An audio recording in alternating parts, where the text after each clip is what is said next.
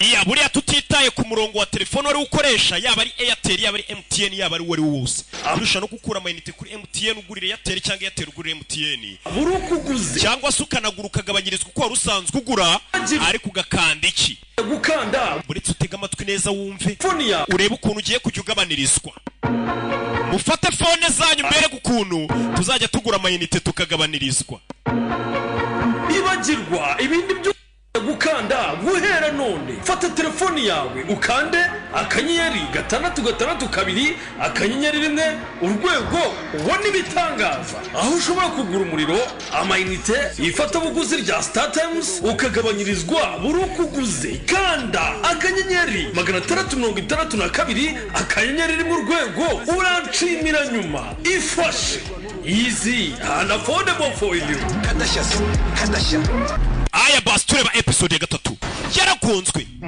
yamanuka yabaye ntago amakosa yari yawe nari mfite kubikora usiku tuzira cyanjye sawa utuye nzi ukora ngo ubeho nzi ko hari n'abantu bari kuguhiga hey umukobwa bahuye yararebye ku ishuri disi abantu bose bazi ko yapfuye abona akana kari kurira akana ndetse kamenye ko papa yanahamagaye mama kabigahisha kuki wambwiye ko papa atigeze ahamagara umugabo mu binyamakuru banditse ko yapfuye rest in peace umusaza umuntu wa mbere yahamagaye yabwiye ati niwe wenyine mama kina undi ndabibwira urebe uyu nawe cyakiye bafashe kigahita kirasa yaravuze ati uyu ntago ari umugabo wanjye ni cyari cyaribye imyirondoro y'umugabo we kiramwiyitirira protection to get this stuff real, and that way I can just focus. I'll have protection around. Rebe yatarajye kuri mugenzi wo mutunga imbunda ni kati hey twabibonye byabaye ya kampani we n'inshuti yari yizeye yimenyesha akakiri muzima inshuti ye nuko byagenze yasigaye mu nzira sibyo ya naho yasigaye gusa ajya kugenda yafashe telefone ye telefone buriya y'umuntu ibirimo ibintu byinshi katururi tangire hano kana kari gucuranga piano ni kakana kiba kita Ana abye nabo nabagome mwana yitwa Ana twikohereze filime kari gucuranga izagahinda ni bunderega n'indirimbo umuntu ari kumva bikwereka umurengo asigaye afite n'umwijogotonyoro mu byo wenda ushobora kubirebera ku ndirimbo umuntu asigaye yumva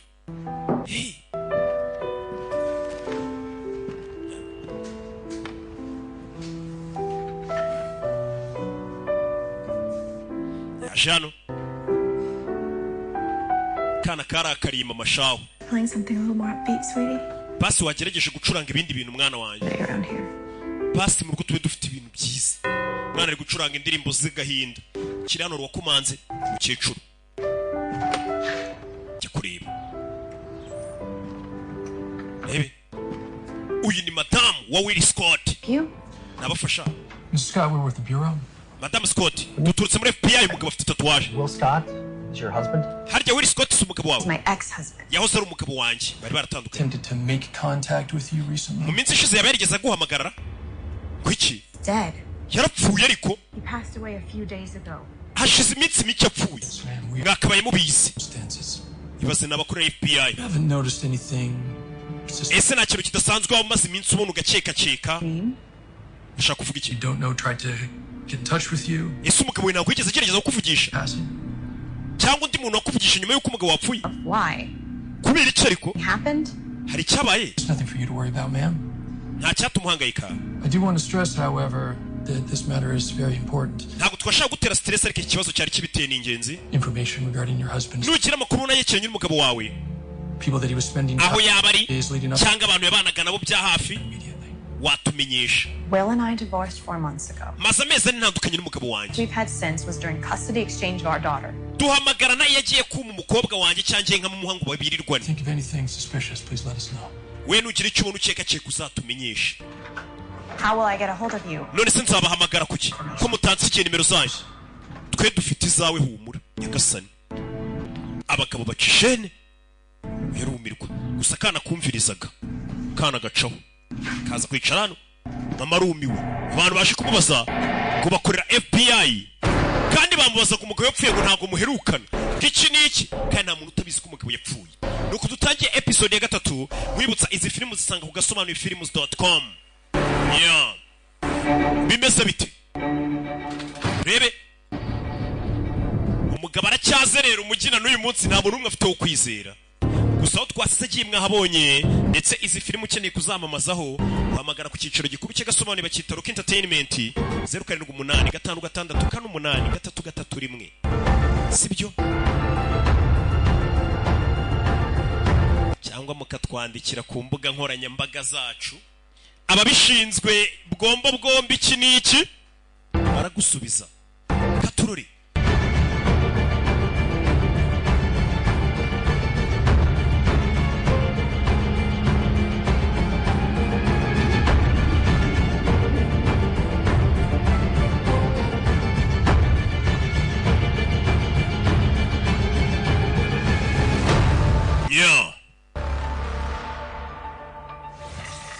kudutangi bakize Cypher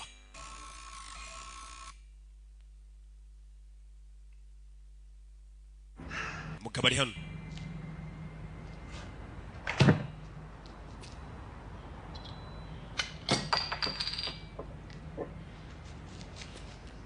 rebe fata dunia yo tuceceke nishimiye ko ndi ibitekerezo yamugarukiye. To be honest with you, I didn't really have a choice. I didn't come back because I trust you. I'm here because you're the only one left. Got you. All right. Sawa. I'm listening. No, ndakumva. What do you want to know? Urashaka kumenya iki? Wa mukobwa. Tell me everything. Kira buri kimwe. Well, I don't know everything, but I'll tell you what I know. Ntabwo nzi byose ariko ndakubwira ibyo nzi. Okay. Nyine. I've been after this document for a while. Iyo document bamaze igihe kinini nyibaza. Who are they? Ese ni bande? They want. Barashaka icyo abayibazaga. Who are the targets? Ibipimo biri kuri iyo document ni byande. What is the end game? Ese umukino uzarangirira he? And these people that are listed on abantu bari kuri iyo document implicated in this whole scheme? Ese bose bari muri iki kibazo cyangwa nabo kwicwa cyane bo bazica? What have they done to be sorry? Ese bari kuri iyo liste bakoze iki barabashakira iki? Usikiruta byose. Who are the people behind all? Abari inyuma yabyo byose none ni bandi. That sounds like a lot of questions. Cyenda umva ibibazo byinshi kuri nge. What about answers you have any? Ese hari igisubizo na kimwe ufite? I'm working on it. Ndikubikoraho. Yayisomera kuri dunia yote. Thought that I was getting close to solving a part of this mystery. You suddenly showed up. Ubwo numvaga ngiye gukemura ibintu byose nagiye kubona mbona nawe uraje. Nothing's been the same since. Ibintu bita byivanga ntabyo ngiye kumira kimwe. How did you find me? Wamenye gutahonde? I was following a lead and hari umuntu nari nkurikiye nawe nsanga wagezeyo. Hehe. Philip Washington. Nari nkurikiye utwa Philip Washington. Uramwibuka? I was there. Nari mpari. It was me who called the police. Ninjye wamagaye polisi. You were supposedly dead. Ubwo bashakaga kupfa. I am dead. Narapfuye ariko n'ubundi. Did you happen to get a glimpse of them? Abane gishingiye urabonye se wa munsi muteri gishingiye umukobwa yarahari. By the time I got there, ubwo nageraga umurambo wawe bari kupakira mu modoka bawutwara. Gone before I could make out the license plate. Bagiye ntarafata na plaque zabo. No clues, no. Bivuze ngo nta kimenyetso ufite nta makuru na make. Didn't even get a glimpse of them. Nta nubwo wababonye. Mukobwa. How'd you first discover the list? Iyo list ubundi wayibonye ute? Rwa rupapuro rurimo code. It wasn't me. Ntabwo ari njye waruvumbuye. Who was it? Ninde se? My father. Papa wanjye niwe waruvumbuye. Uyasoma kuri dunia yote uko ibibazo byiyongera. Wibutsa dunia yote irimo tombora. Why don't we go and see him? Twagiye kureba sose akatubwira. He's dead. Papa wanjye yarapfuye. They killed him. Baramwishe. Gasani. Sorry. Wihangane. Papa yarapfuye. The guy I thought was my best friend. Umuhungu natekereza ko ari inshuti yanjye. Turns out to be a traitor. Byarangiye nawe ari umugambanyi. He's now 6 feet under. Ubu ngubu yanapfuye. Can't even go home to my family because my ex-wife and daughter think I'm dead. Ubu nta nubwo nataha mu rugo kuko wahoze ari umugore wanjye siko napfuye. Nothing. Nta kintu dufite natwe hano. Not even the list. Na list ubu ntayo dufite. So that we can try to understand who's behind it. Byibura iyo list tuyibonye twamenya ninde uri inyuma y'ibi bintu byose. Ya list irimo code ntayagifite hano. I have a copy. Mfite kopi. Hey! Mfite kopi ya list. Ya list amakode afite kopi. Uyu musore ni umuhanga. Kurt was more than a colleague. Kati yararenze kuba ari mugenzi wacu gusa n'umwe wapfuye. He's a friend. Yari inshuti. He was one of the best. Kandi yari umwe mu ba mbere, kumbe ntago bazi ko yari umugambanyi, yishwe na Will Scott. Baravuga Kati. I know it's the last thing you want to think about. Ndabizi nicyo kintu cyanyuma ushaka gutekereza. I'll take care of it. Gusa famiye yawe tuzayitaho. Barabwira umugore we wapfuye. It's already been appointed. Ndetse hari n'amafaranga nyine yo kumufasha yabaye atanzwe yo kumushyingura umukozi wa FBI wapfuye. If you need Nugira icyo ukenera, my personal number. iyi niyo nimero yanjye bwite wampamagaraho. Pani y'akazi. Abonye abantu b'abasirimu aguha business card, nawe mwebwe murahura n'umuntu ngo fata telefone nkubwire nimero. Ngandika 07 kangahe. Asha. What's your name? Witwa nde? Tommy. Nitwa Tommy, wapfuye yarafite umwana. Tommy, can you take care of your mom? Tommy mama we wazamwitaho. Not a boy. Aho ni sawa. Well, let me see. Tuzasubira. Kandi umuntu ahaguruka agenda, mwe umuntu ajya guhaguruka ugafata ibitoki ukabikaraga ukayampa. Papa yapfuye. Papa w'umwana. Katorori. Byose biraza kumera sawa. Yo. Cyo bimaze kuba hari yaje hano. Abantu bakorera FBI. Nabo baracyari mu iperereza ryo bababwiye ngo baze kujya kuvugisha umugore wa Will Scott ngo bamubaze iby'umugabo kuko aramusha babonye ariko babona none uwo muntu wagira ngo asanga Will Scott ariko nabo ntibabyemeye. Let's go. Ino tugende. What's wrong? Kibazo ki? What's wrong? Kibazo ki? You know what's wrong. Ikibazo urakizi. What are we even doing here? Bundi turakurikirana. We're here because our superiors wanted us to follow up. Turi hano kuko abayobozi bacu batubwiye ngo twaze. Afande abo yabwiye ngo mugende mubaze madamu wa Will Scott nimba nta makuru y'umugabo kandi umugabo yarapfuye. Who's still in mourning? Tugiye kubaza umugore ukiri mugenda ko umugabo wapfuye. Any news from her recently deceased? Tumubaze ngese umugabo muraherukana kandi tubizi neza ko amaze iminsi apfuye. Urumva gushinyagura kurenza uko ari ukuye. Vayo tugende. Fande yavuze. Let's go. Tugende. Fande nimba avuze ubwo yavuze. Hari amashusho Fande yabonye bona nubwo atabonaga neza harimo ikintu cy'igihu n'iki. Vayo. Hakunino.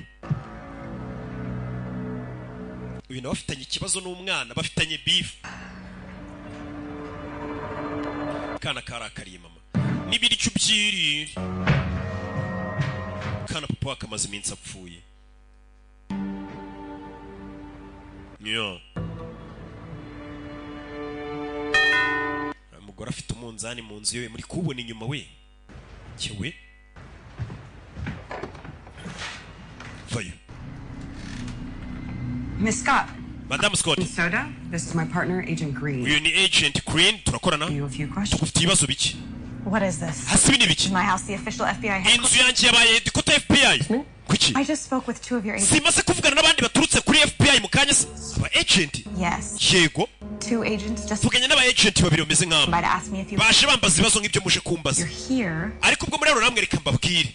My ex-husband, Wowe ari umugabo wanjye. Scott, is. Will Scott yarapfuye. No, I haven't seen him Sindongera kumubona. Ntabwo neka ko nzongera kumubona vuba. unless the FBI believes in ghosts. Kereka nimba FBI yizerera mu mizimu. Sasa FBI yarishe kukekeranya ivuga ati umugabo wawe uramuheruka. Basanze ari n'abandi baje kumubaza bataza barimo. So this was your father's copy? Bivuze ngo niyo yo kopi ya papa wawe. Uyu mukobwa yari afite kopi. But I always saw it as his death certificate. Ati iki gipapuro buri gihe nyibona nk'ari cyo cyatumye papa wanjye apfa. Cya gipapuro kirimo amakode. Deciphering is my job, and this Giye gukuramo kode no gusobanura ibintu nk'ibi niko kazi kanjye. is my entire. Ariko sindabona akazi gakomeye muri kariyeri yanjye yose nkaka. Bari kwinywera dunia yote. Complicated. None se niki kiri gutuma bigorana? Okay. Reba. This. Ibanu, urebe. Each individual line Buri muntu wese responds with someone's name, uri mano biba bihura n'izina ry'undi muntu. but for each line I need to come up with a different method of deciphering. Ndetse buri murongo wose ngezeho mba ngomba kuzana indi metode nshyashya yo gukuramo iyo kode. And I'm not even sure these are names. Nta nubwo mba nzi neza nimba ari amazina y'abantu. These are. Nta nubwo mba nzi ibintu nimba ari amatariki bazapfiraho. So Nta nubwo biri ku murongo umwe. is no usable or ubwije ukuri pattern. bino bintu biravanze. How did you crack the first 3 names? Amazina ya mbere so yamenye ute? Atatu. Well, for each line, kuri buri murongo I have to try dozens of equations, nageragezaga equation nyinshi cyane nka 12 individual code, separately. ndetse na code yo ku ruhande nkabishakira equation mu buryo butandukanye biragoye. Sorry. Help you if I was even remotely good. nakagufashije iyo mva kuba ndi umuhanga mu mibare. What is your line of work? none se ukora iki? I'm an interior designer. Kiye nkora interior design. Interior design nibyo akoramo. Designinga mu mazu iki ni cyane bakatsa. Najon. What's up? Bimeze bite? Sir, are you certain that there are no other departments besides Ese na hindi department iri kuri kino kirego cyacu? I'm sure. Ndabizi ntayo. Is it CIA? CIA. CIA has other things to worry about. CIA ifite ibindi bintu ihangayikiye. NSA? NSA. We are the only ones on this. Nitwe twenyine turi kuri iki kirego FBI. And 2 unknown agents landing at Wilson. None gutaba agent tutazi bagiye ku muryango wa Madame Scott bagiye kumubaza amakuru y'umugabo we. To a T. Sir, they asked her if she'd seen Will Scott. Bari bagiye kubaza niba yaruka kubona umugabo we. Them that he was dead. You get descriptions. Bababwiye abantu ko bameze. Matches nearly half our staff. Batubwiye ko bameze twumva si. Stood out was one of the 2 detectives had a star tattoo. Ngo gusaba agent babiri bagiye kumureba bari bafite inyenyeri tatuwaje y'inyenyeri ku kaboko. Bya bishushanyo. And at a 5th column, or our first direct contact with who's ever responsible for this list. If that was them, that's a bold move. Nimba bari bo rero bagize bana abindi bakoze igikorwa kibi. Ese kuki bari kugenda kuri Will Scott? Ni umuntu bari bagiye kwihera akazi gusa umunyakira kutari uri no mu kirego. Uzi gukuramo amakode gusa. Kubera iki Will Scott bamushaka dore nguyu. No gukoresha intoki ebyiri. No kwandikisha amakaramu abiri. Nakubwiye ngo bino bintu bisaba ubwenge gukoresha umutwe. Nabonye abantu benshi bakoresha umutwe. Bavugana n'umukobwa ati "Sheriko nshaka kujya gukoresha umutwe." Wamaye amafaranga bivuze ngo ntago abasanzwe menya gukoresha we. Mujye mukoresha umutwe mutekereza wana. Umutwe mugenda ahubwo bawusukura ariko umutwe ntago bawukoresha bageze muri saro gusa. It's been going in circles all night. Ijoro ryose naraye nzenguruka yandika byisubiramo nyine bimucanga ntago ari ukuzenguruka agenda. Ari gutangira nyine ikibazo kikatangira bushya. Get some rest, huh? Waruhutse sibigeze nka saa 7 zibura saa 10 z'ijoro. I found a few extra clothes. Hano hari imyenda nari mpabonye. It's all that I could find that was left of my father's. Niyo ya papa nari mbonye isigaye hari wajye yambara mwi minsi. Do you need anything else? Hari ikindi kintu waba ukeneye? No. Oya. Okay. Katorori.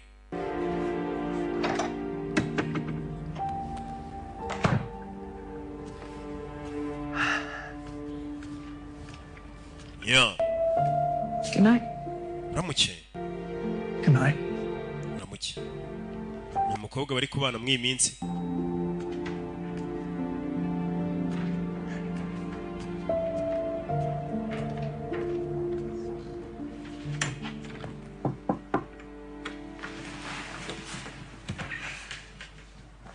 Can I come in?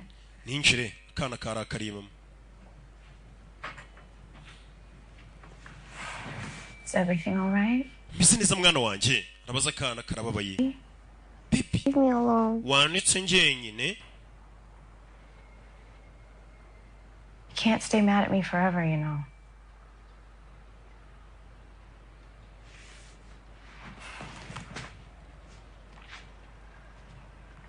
Mommy? Mama.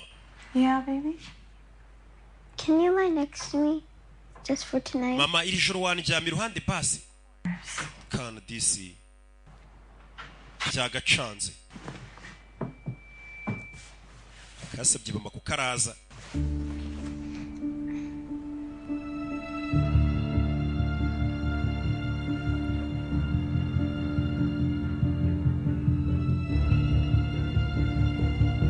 Muri iryo joro nawe yaraye hano mu ntebe. Rebe filime.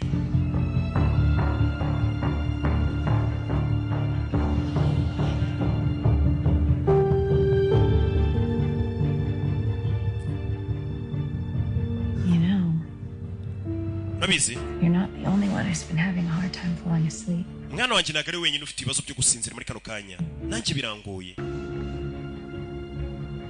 Why does Daddy's parents never come to see us? ese ababyeyi ba papa kuki bataje kudusura? Wow. nyine You know, Daddy's parents have gotten very... ababyeyi ba papa wawe barashaje cyane. Sometimes when people get old, kandi abantu bashaje their bodies can tend to get weak. imibiri yabo iragenda ikamenya ntege nke. All the way out in Oklahoma. kandi urabizi batuye muri Oklahoma. So, unfortunately, ikibabaje they've gotten so weak they can't come visit us. babaye bananyantege nke ku buryo batabasha kugera ngo badusure. Why don't we go visit them? twese kuki tutajya kubasura? ikibazo nimba bataza kudusura ahubwo icyo gitekerezo ni cyiza. uyu yafashe ya telefone sasa ni ya telefone yakuye kuri wa mugabo wapfuye ni Kati yari umugambanyi yakoranaga n'abagambanyi ndetse yaragiye kumujyana wa wundi wari inshuti ye.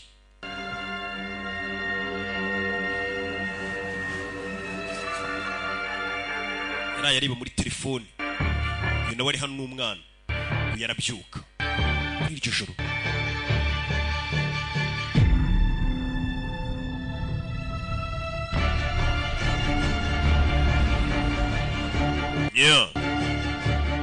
zani telefone areba ahantu yayihisha aza korakora hano ni telefone ashaka kureba ahantu yayihisha. iyi telefone yayambuye umugabo wavuganaga n'abamutumye uyu. telefone ndayitsimba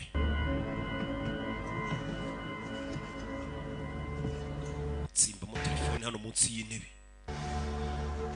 ari kubana n'umukobwa atazi.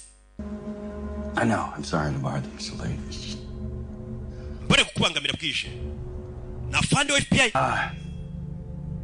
Things aren't good to hear. ibintu ntabwo bimeze neza hano.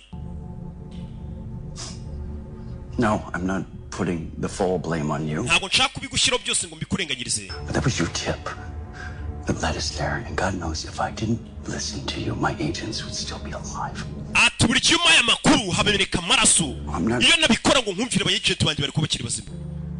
I want you to know what's going on. ndashaka kumenya n'ibiki bijya mbere hano. People are asking questions, and I could get in a lot of trouble. mbere yuko nisanga mu bindi bibazo. To know if maybe there's something you're hiding from me. ndashaka kumenya niba nta kintu uri kumisha uyu na fande wa FBI sinzi nitari guhamagara. ninde? No. oya. Listen, calm down. bantu nyumva ariko tuzi.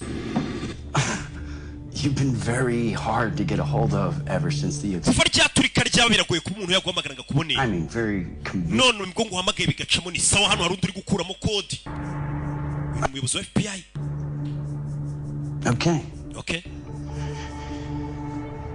Well, I need to see you. Okay, nkeneye kukubona. afungura ngufu hano ejo tubonane. Same place. yego ahandi dusanzwe duhurira. Okay. bariho bahurira. Good. byiza. See you then. tuze kubona nayo noneho uyu na fande wa FBI. wibuke ni nawe bahaye amakuru y'ahantu bira byose byari binakira gipapuro cyari kinyanze kuvuga uwamuhaye amakuru. katurori barakwereka ibyo byarabaye akana kagaruka ku ishuri. papa yarapfuye akana muri iyi minsi ntabwo kameze neza karababaye ni ka Ana.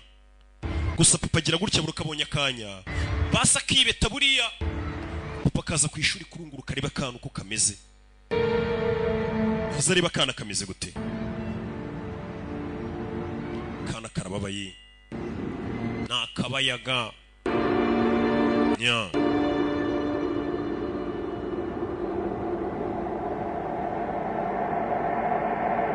kana guhindukira gutya papa kabonye papa cyewe papa arishe. tugaruke hano. I got 9 dead agents now. mfite abayagenti 9 bapfuye bitewe n'ahantu wambwiye ngo na warehouse wandangiye. umukozi mubi yarenganye ibikoresho bye. nanjye ubwo yari amakuru nari nishyize mu kangaratete.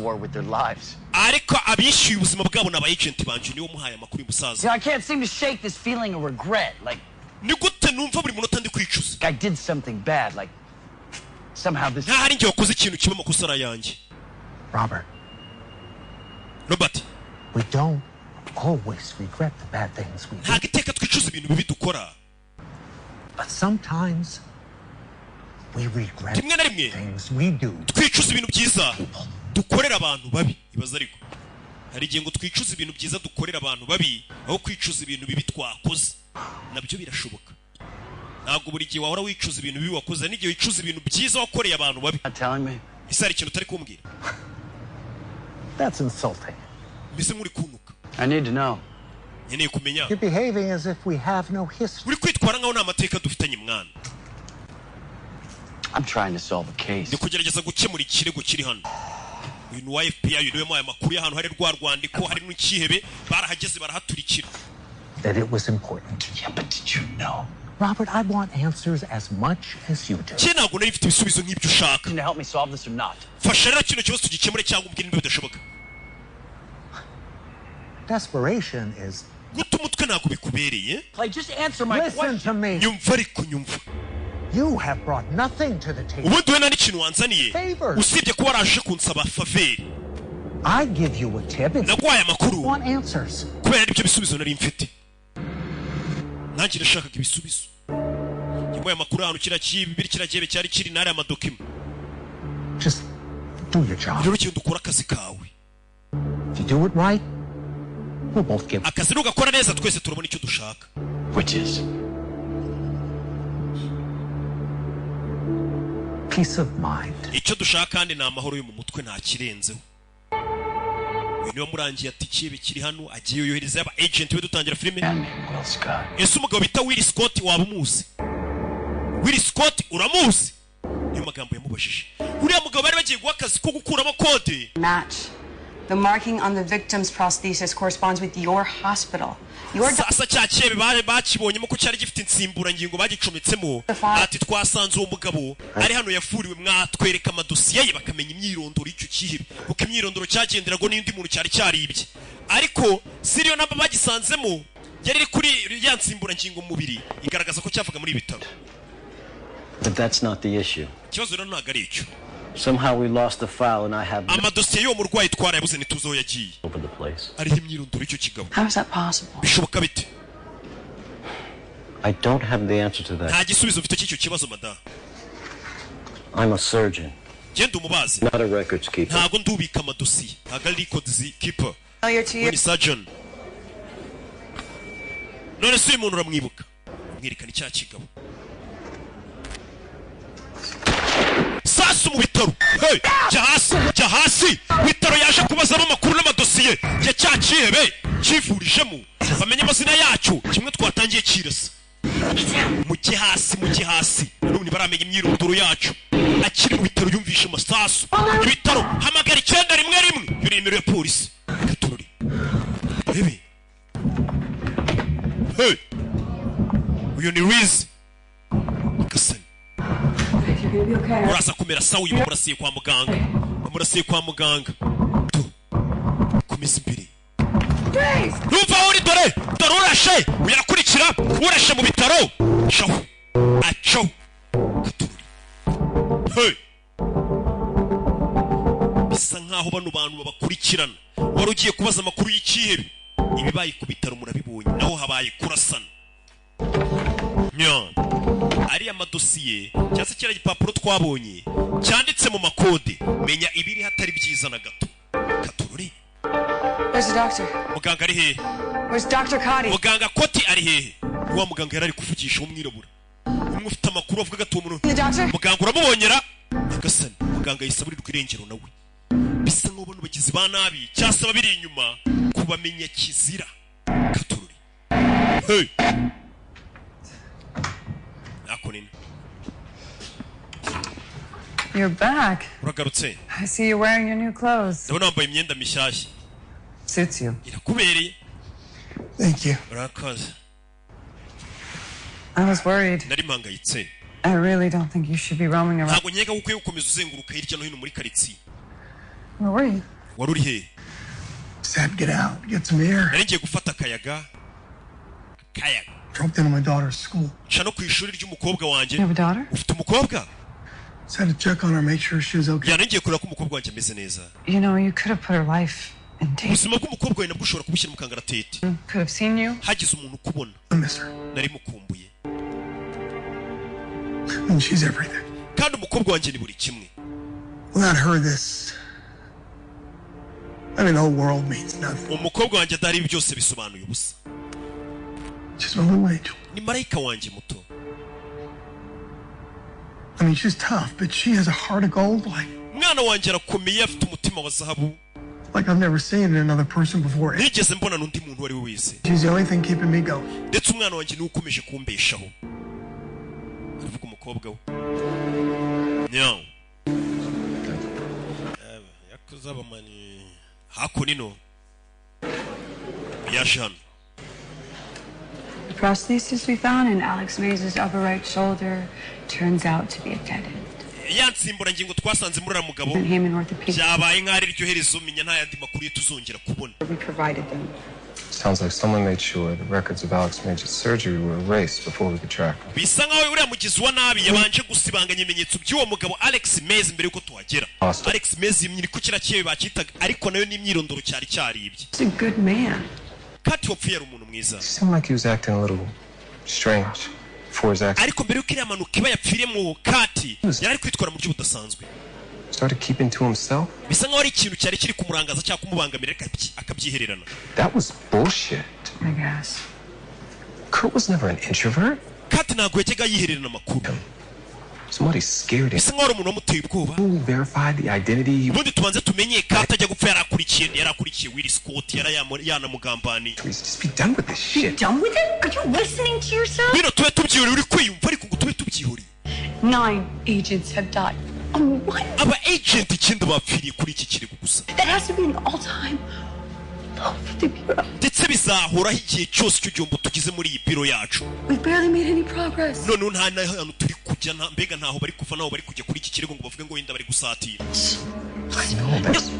I have lost some of my closest friends from this case. You don't trust me about being done with it. Naburi inshuti zanjye za hafi muri iki kirego. Ntumbwire ngo tukiveho. I agree with you. Turemeranya ariko. Turemeranya. Wisi. Turi kumwe. Oya. Umukobwa yarakaye. You think this isn't hard for me? Urakeka njye ntabwo bingoye. Those were my best. Buriya bose bapfuye nanjye bari inshuti zanjye. My family. Bari bameze nka famiye. And you. Kandi nawe. I care about you. Erega nawe nkwitaho Liz. I want you to know I'm here. If you need anything. Ndetse mbagira ngo umenye ko mpari igihe cyose wagira icyo ukenera. Nabakorana. Dusubire mu kazi. Have you seen Robert? Robert wamubonye. He was here earlier today. Yarari hano kare. Ntabwo wamubonye. Uyu kurebamo hano. Byabacanze. Ntaho bari kujya ku kirego cyabo ngo bavuge ngo wenda ro bari gukeka, hari aho bari kugana wapi. Kirego gisa nk'icyabacanze cyahagarariye hamwe. Yo. Ikirego cyabo cyose gisa nk'igishingiye ku gipapuro kirimo amakode. Icyo gipapuro dore ngiki. Uyakomeje gukuramo kode agerageza. We've been at this for hours. How about a dinner break? Tumaze amasaha turi muri ibi twagiye kurya. Oya. Scarlett, just give me something. You need it. Scarlett wagize icyuma. What I need to do is crack this code. Reka no kode mbanze nyikuremo. Suit yourself. Okay. I'm gonna order a pizza. Reka ntume pizza muri restaurant bita Gift nibo bagira pizza nziza hariya mu mujyi buriya.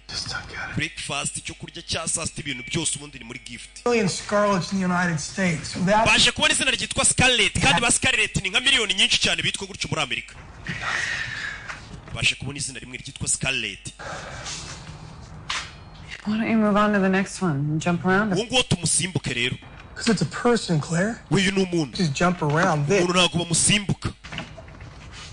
How many names are on the list? Ese iyo lisiti y'abantu bangana iki? Ni lisiti y'abantu bazicwa. Well, if each line corresponds to the person, then 26. Bashobora kuba ari abantu 26. We're already dead. Bane muri bari kuba bamaze gupfa. The list primarily consists of iyi lisiti iriho Kilatini, Pharaonic, ikirimi cyo kwa Bafarawo, Arabic, icyarabu cya kera, Chinese symbols, ibimenyetso by'Abashinwa byose biriho. Here, these symbols, those are Mayan. Iki kirimi ni icy'Abamayani. Celtic, to be precise. Ndetse na Jakatel. Ubizi ute? I studied Mayan architecture. Nize Mayan architecture. Counting these. Bino mu bibara gute? Mukobwa nabonyemo ibyazi. What numerical classifier are you using? Mbwira numerical classifier muri gukoresha hano. Well. What? Rebe. It's flat. The list, it's flat. urabona iyi list ibisa nk'ibitambitse uravuga iki In the Celtic language, iyo uri kusoma ikimi cy'abacakatani different numerical classifier when counting flat. ukoresha uburyo ibintu bitambitse mu rwego rwo kubara imibare yabo cy'imbere ko gatangira kumusobanurira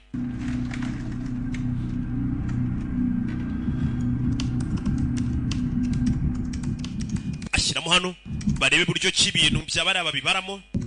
What are you doing? Just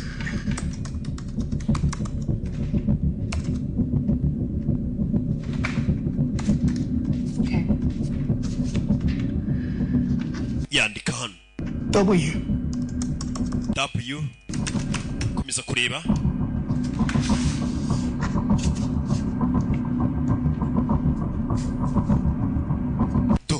biramufasha komeza kugira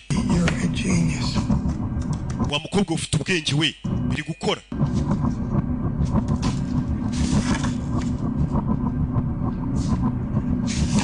Watkins? Scarlett Watkins. Bingo. Okay, where do you live, Scarlett Watkins? atuye hehe amakuru batangiye kuyabona Scarlett Watkins zina bararibonye zina barikuyemo. You have your own law firm in North Hollywood. uyu mugabo mu majyaruguru ya Hollywood ahafite cabinet d'avocat ye baramubonye reka bari we tujya kureba n'undi uri kuri list kandi iyi ni hit list twabonye ni list abantu bose bari bagomba gukwicwa babonye witwa ngo Scarlett Watkins bahise bamenya ko afite cabinet d'avocat mu majyaruguru ya Hollywood n'ubu bagiye kujya tururi tuvera tugaruke hano mu cyicaro cya FBI baro nabo batonganyemo. Hey. We yeri kunywa niyoko nitabi bita niyoko nabonye mu Rwanda ryarahageze nari biri cyane. Quit. Nari nzi ko waretse itabi. I did. Yego narariretse. Not starting up again. Ntabwo ngiye kurisubira. Karakanyuma. Look. Va. I'm sorry. Mbabarire. I shouldn't have lashed out on you. I was Ntabwo nakabaye nakubwanukiye ngo utonganye. angry, I should say. Nari mfite ubwoba cyangwa se narakaye sinzi ko nabivuga. Yeah. Okay. Okay. There's something you should know. Hari ikintu ufite kumenya. Should have told you sooner. Nakabaye narakikubwiye na mbere. What's going on? Ibiki bijya mbere. You know, I paid a visit to the orthopedic center earlier. Nasuye ryavuriro kare. And you told me that was a dead end? Wambwiye ko ariho birangiriye ariko byaducanze. Yes and no. Birashoboka cyane binashoboka. Care to elaborate on that? Wansobanurira neza. Promise me. Sezeranya. Stays between us. Kubiri bigume hagati yanjye nawe. I don't know who I can trust anymore. Ubu ntabwo nzi undi muntu nakwizera ubu nona. I know I can trust you. Urabizi we nakwizera sibyo? Rebe. Ako nino. Bano no baro bamaze kumenya. Mukobwa ara makuru ngo yabonye. Bano bahise baza hano. Okay, here we are. Urabizi. Ni mu rugo rwo babonye kuri liste. Bisa nk'ari ugomba gukurikira mu bagomba gupfa. Access to her cell phone, we're going to need everything. Emails, text, Turaza gukirira email, message, social media, imbuga nkoranyambaga zabo. everything on my desk. Mu masaha abiri byose mbibone ku meza yanjye. What's the latest? Mugeze he? We mapped out every possible whereabout Will frequented leading up to his disappearance. Turi kugerageza guhuza ahantu hose afite aho hahuriye n'uriya mugabo ko yabuzemo. Nothing on that end. We visited his old place and found out from his ex-wife about him moving out a few months back. Unfortunately, twasuye umugore wuriya mwigizi wa nabi dusanga yaragiye kwimuka. And we used the database of over 24 real estate agencies in Los Angeles, linking the name Will Scott to rental agreements, and the results were positive. We have an address. Ndetse Will Scott twamaze kumenya n'ahantu yari atuye. as of yet. All right, let's go. Come on, right now. Aturire bahita bacaho. Do me a favor.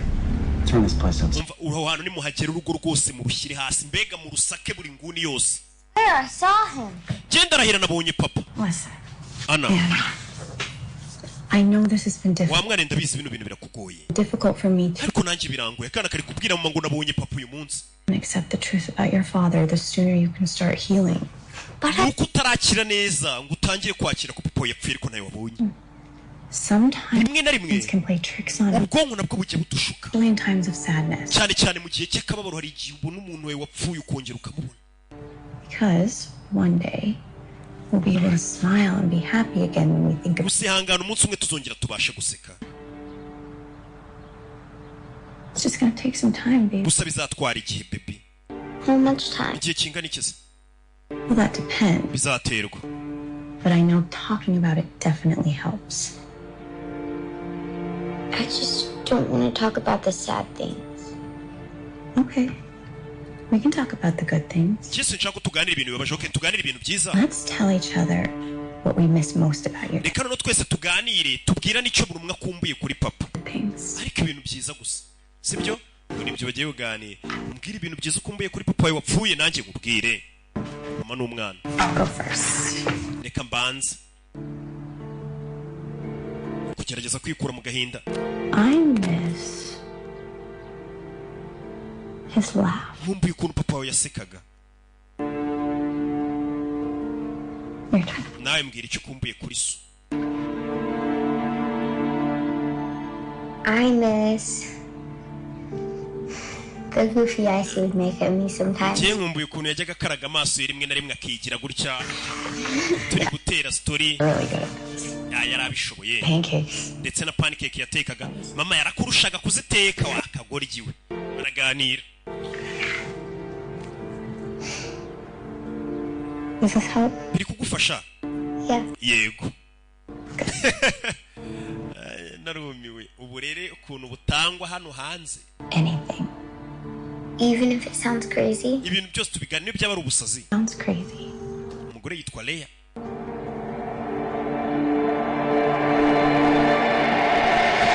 umugabo yaje hano urebe filime dore aho yaje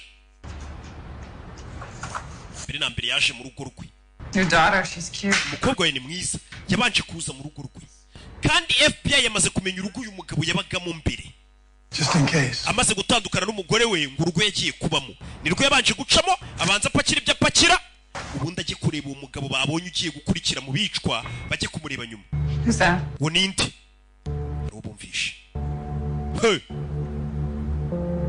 mu nzu ye FBI yahamenye kandi bazi ko uyu mugabo yapfuye kuri filime tubizi twagiye Emergency exit. FBI yavuze ati inzu ye baze bayicurike bamenye akantu ku kandi hari abinjiye hano mu rugo rwe rwa Will Scott yatandukanye n'umugore ahitaza kurubamo dore nguyu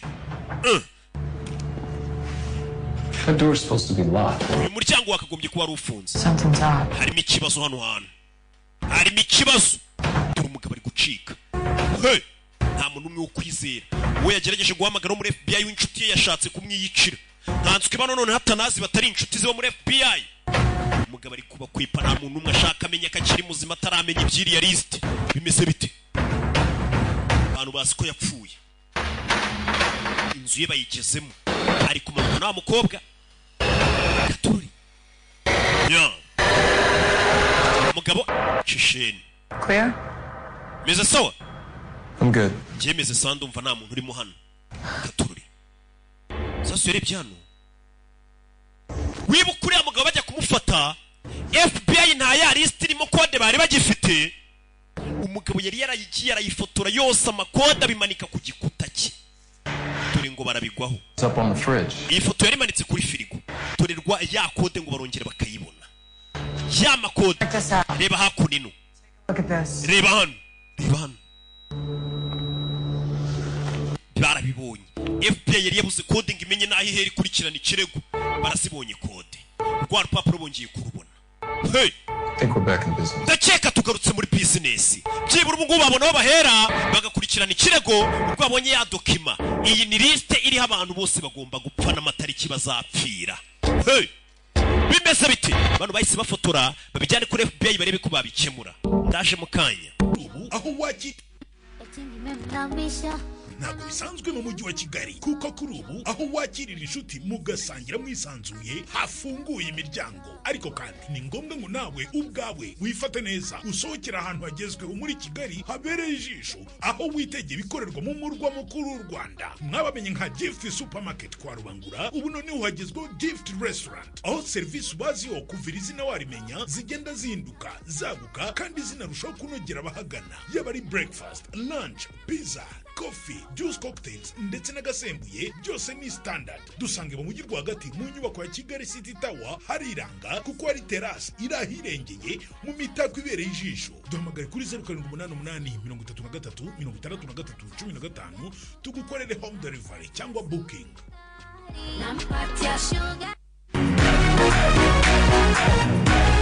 Amahirwe koko aza rimwe mu buzima. Uwazanye ikinyobwa Dunia yote yegereje abanyarwanda andi mahirwe. Tombora iby'agaciro binyuze mu kinyobwa Dunia yote. Banyarwandakazi bakunze b'ikinyobwa cyacu, aya mahirwe ntabacike. Mu gihe cyose uguze ikinyobwa cyacu uramenye ntujugunye umufuniko, kuko ariho hibereye amahirwe 1000 yo kuba watsindira ibintu by'agaciro nka televiziyo, telefone, decoder za Canal Plus, amagare, casque za moto n'ibindi byinshi. Icyo usabwa nta kindi, wowe nyarukira ahacuruzwa ibinyobwa hose mu gihugu maze wisabira ikinyobwa Dunia yote, nawe winjire mu bandi banyamahirwe. Nyamuneka aya mahirwe ntabacike, kuko ab'inkwakuzi ibya mbere batangiye kubyibikaho. Dunia yote, genda waziye igihe koko. Jya wicara mu nshuti zawe bakavuga uruzungu ntugire na kimwe utoramo, nuko hari ibanga bakurushije utamenye. Bagutanze kumenya ishuri Action Driving and Language School. Reka nanjye nkwibira ibanga, gana ishuri ryacu Action Driving and Language School ubashe kwivugira indimi nk'uwavukiyeyo: Igifaransa, Icyongereza, Igiswahili n'Igishinwa. Kuri baba ndi mwifuza kujya mu mahanga namwe tubafitiye impamyabumenyi cyangwa se certificate nka TOEFL, IELTS, DEF na TEF. N'abakeneye kwiga computer ntago twabibagiwe. Action Driving and Language School kwigisha amategeko y'umuhanda kubashaka provisoire, kwigisha gutwara ibinyabiziga kubashaka perime kandi mu gihe gito. Wadusanga mu mujyi wa Kigali mu nyubako ya Shike muri etage ya mbere umuryango 45C, cyangwa se ukaduhamagara kuri 078 72 46